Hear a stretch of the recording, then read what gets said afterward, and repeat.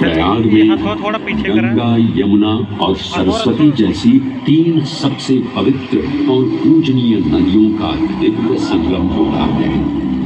इन नदियों के संगम में स्नान करने एवं संगम का जल ग्रहण करने से मनुष्य मुक्ति का अधिकारी बन जाता है और इसमें किंचित भी संदेह नहीं है। ब्रह्म पुराण में ब्रह्मा जी भी कहते हैं कि प्रयाग में सरस्वती जी अदृश्य रूप में आकर गंगा जी से मिलती हैं। इसलिए इस क्षेत्र को सरस्वती तीर्थ संगम भी कहा गया है।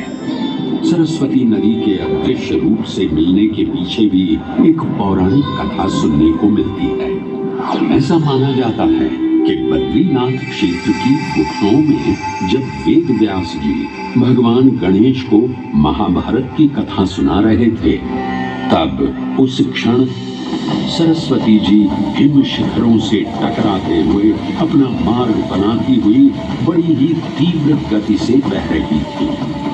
सरस्वती नदी के इस तेज बहाव से उत्पन्न होने वाली तेज ध्वनि वेद व्यास जी का ध्यान भंग कर रही थी।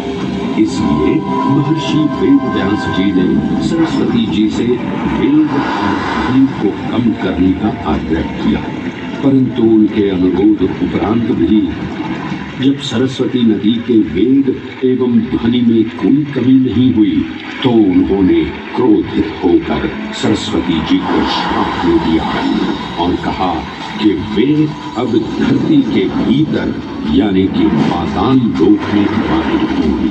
तब से ये माना जाता है कि हिम शिखरों से उद्गमित हुई सरस्वती नदी उत्तराखंड के माना गांव से आगे अपने अदृश्य रूप में प्रवाहित होती है।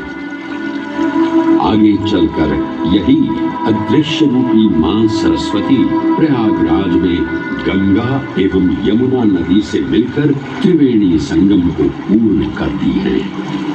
ये प्रयाग नगरी पवित्रता का उद्गम है, जिसके अंश हमें वेदों एवं पुराणों में भी मिलते हैं, जिनमें वर्णित है सुरों असुरों द्वारा हुआ समुद्र मंथन।